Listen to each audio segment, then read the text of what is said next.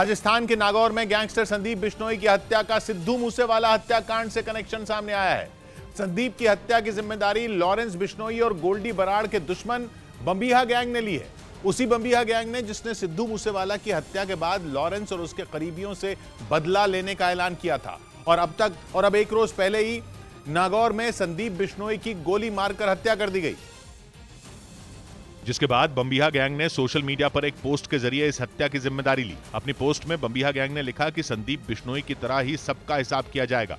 Bambiha gang की इस धमकी को लॉरेंस बिश्नोई और गोल्डी बराड़ के लिए सीधी चुनौती की तरह देखा जा रहा है, क्योंकि सिद्धू मूसेवाला की हत्या के बाद ही बम्बीहा गैंग ने यह ऐलान कर दिया था कि वो उस हत्याकांड में शामिल लॉरेंस बिश्नोई, गोल्डी बराड़ और जग्गू भगवानपुरिया से बदला जरूर लेगा। और बताया गया कि जिस संदीप बिश्नोई को नागौर कोर्ट के बाहर गोलियों से भून दिया गया वो भी लॉरेंस गैंग का करीबी था और इसीलिए वो बम्बीहा गैंग का निशाना बन गया। नागौर कोर्ट में पेशी के बाद ये 17 साल से प्रोविजन स्टोर चला रहे थे और हर दिन 8 से 9 हजार का बिजनेस करते थे। अचानक से ये दोगुना हो गया। जानना चाहते हो कैसे? तो फ्रीडम ऐप को अभी डाउनलोड करें। बाहर निकले संदीप बिश्नोई की बदमाशों ने सरेआम गोलियां बरसाकर हत्या कर दी थी, जिसका एक सीसीटीवी में रिकॉर्ड हुआ वीडियो भी सामने आया था, जिसमें संदीप बिश्नोई सड़क के किनारे से अपने साथियों के साथ गुजरता दिखाई दिया। लेकिन तभी पीछे की तरफ से भागकर आए 3 बदमाशों में एक ने संदीप बिश्नोई के सिर में गोली मार दी। गोली लगते ही वो सड़क पर गिर गया।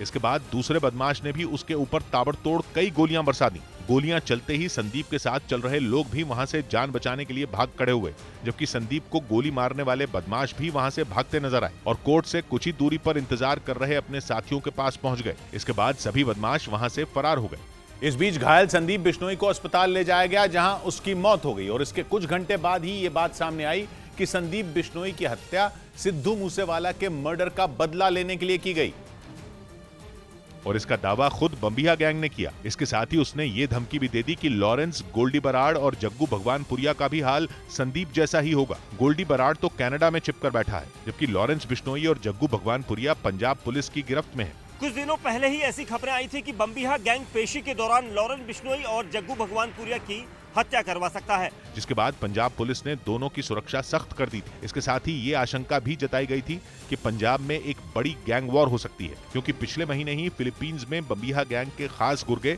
मनिंदर मनीला की हत्या कर दी गई थी, जिसके बाद माना जा रहा था कि मूसेवाला की हत्या से बौखलाया बम्बीहा गैंग अपने एक और साथी की हत्या का बदला जल्द ही लेगा और इसके लिए बम्बीहा गैंग ने पंजाब की जगह राजस्थान के एक गैंगस्टर संदीप बिश्नोई को चुना, जो लॉरेंस गैंग का करीबी बताया जाता था।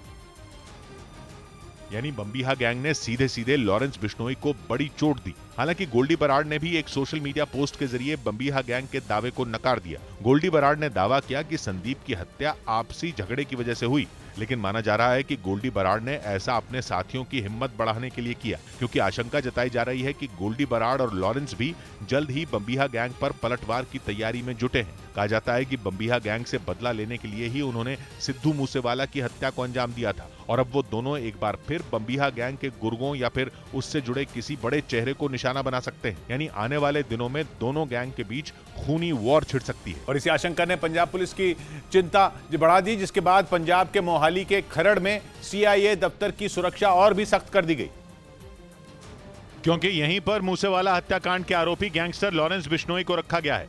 और जैसे ही राजस्थान के नागौर में संदीप बिश्नोई की हत्या की खबर पंजाब के मोहाली तक पहुंची, वहां सुरक्षा एजेंसियां पूरी तरह मुस्तैद हो गईं। किसी बड़ी गैंग वॉर से निपटने की तैयारियां तेज कर दी गईं।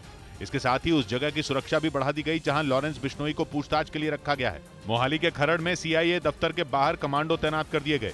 किसी को भी इस दफ्तर के आसपास भटकने तक की इजाजत नहीं है। जिस तरह से ये कयास लगाए जा रहे थे कि गैंगस्टर गैंग वॉर को अंजाम दे सकते हैं और इसीलिए यहाँ पर ये भारी सुरक्षा व्यवस्था आपको दिखाई देगी। बताया गया कि इसके साथ ही जग्गू भगवानपुरिया समेत मूसेवाला हत्याकांड में शामिल दूसरे शूटरों पर भी पूरी नजर रखी जा रही है।